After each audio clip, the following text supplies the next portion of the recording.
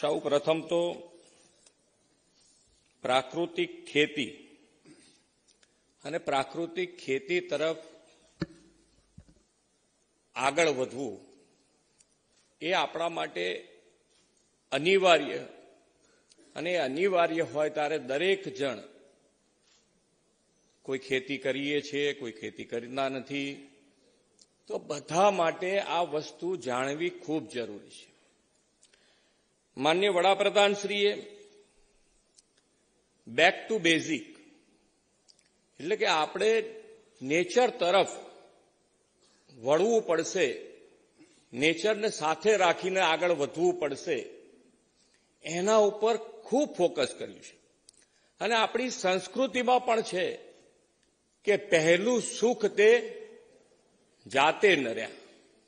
એટલે જ્યાં આપણું સ્વાસ્થ્ય જો સારું નહીં હોય તો આપણે કેવી રીતે આગળ વધી શકીશું? તો એના માટે માનનીય વડાપ્રધાનશ્રીએ ખૂબ મોટો ભાર આપ્યો છે.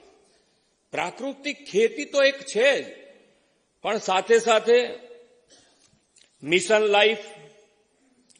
લાઈફ એટલે કે આપણે આપણી રોજબરોજની જીવનમાં જે આપણે જીવન જીવીએ છીએ એને પ્રાકૃતિક સાથે રાખીને આપણું પર્યાવરણની જાળવણી સાથે કેવી રીતે જીવવું એના ઉપર પણ ખૂબ મોટો ભાર આપ્યો છે. બીજું કે આજે આપણે પાણી વાપરી રહ્યા છીએ, પાણીની મુશ્કેલીઓ આપણે જોયેલી છે. ભવિષ્યમાં પણ પાણી આપણને એટલું ને એટલું જરૂરી છે. અને આપણને બધાને ખબર છે કે જ્યારે મુશ્કેલી આવે તો પાણી ક્યાંયથી મેળવી શકાય એવું હોતું નથી. તો આજે પાણી જે વાપરીએ છીએ એનો વાંધો નથી, પણ પાણી બચાવવું એ પણ એટલું જ અગત્યનું પરિબળ છે. અને ભવિષ્યની ચિંતા કરીને માનનીય વડાપ્રધાનશ્રીએ આખા ભારત દેશમાં કેચ ધ રેન અંતર્ગત આ મુહિમ ઉપાડી છે કે વરસાદનું પાણી સંગ્રહ થાય તો સંગ્રહ કરીએ, સંગ્રહ ન થઈ શકે તો એ પાણી આપણે જમીનમાં કેવી રીતે ઉતારી શકાય એની મુહિમ આખા દેશમાં ઉપાડી છે. અને આપણે ગુજરાતમાં પણ એ મુહિમને આગળ વધારતા દરેક ધારાસભ્યને પણ એની અંદર 50 લાખ રૂપિયા ફક્ત અને ફક્ત આ કેચ ધ રેન અંતર્ગત કામ કરવા માટેના આપ્યા છે. અને દર વર્ષે આપીશું, પણ એકે એક ટીપું પાણીનું આપણે એને સંગ્રહ થવો જ જોઈએ, બગડવું ન જોઈએ. એના ઉપર માન્ય વડાપ્રધાનશ્રીએ ભાર મૂક્યો છે. જેને કહેવાય કે 2 કદમ આગળનું વિચારીને હંમેશ માન્ય વડાપ્રધાનશ્રી ચાલતા આવ્યા છે અને એની ઉપર આપણે આગળ વધી રહ્યા છે. ત્યારે ગ્લોબલ વોર્મિંગની પણ આપણે ખૂબ વાતો કરીએ છીએ. તો ગ્લોબલ વોર્મિંગમાંથી નીકળવા માટેનો પ્રયત્ન શું હોઈ શકે, એના માટે આપણે કેવી રીતે આગળ વધી શકાય? તો કે ગ્લોબલ વોર્મિંગ માટે પણ જેટલું ગ્રીન કવરેજ આપણે વધારીશું તો જ આની અંદરથી બહાર નીકળાય એવું છે. તો ગ્રીન કવર વધારવા માટે પણ સંવેદના સાથેનો કાર્યક્રમ જન સુધી પહોંચાડ્યો છે, અને એ છે એક પેડ મા કે નામ.